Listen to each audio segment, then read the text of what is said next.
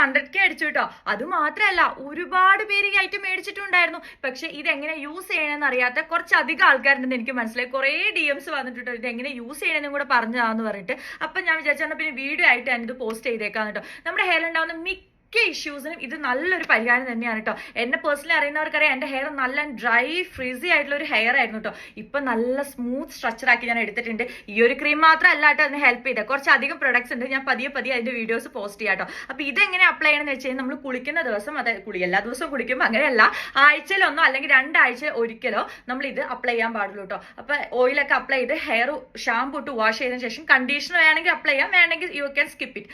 എന്നിട്ട് ഇതിന്ന് കുറച്ച് എമൗണ്ട് എടുത്തിട്ട് നമ്മുടെ സ്കാൽപ്പ് മുതലേ നമുക്ക് ഇങ്ങനെ അപ്ലൈ ചെയ്ത് കൊടുക്കാം കേട്ടോ. അതല്ല നിങ്ങൾക്ക് സ്കാൽപ്പിൽ ഇൻട്രസ്റ്റഡ് അല്ലെങ്കിൽ ഹെയർ ലെങ്ത്തിൽ നന്നായിട്ട് അപ്ലൈ ചെയ്തിട്ട് ഒരു 5 മിനിറ്റ്സ് എന്തായാലും കീപ്പ് ചെയ്യുക. എന്നിട്ട് വാഷ് ഔട്ട് ചെയ്താലേ നല്ല റിസൾട്ട് ആയിരിക്കും കേട്ടോ.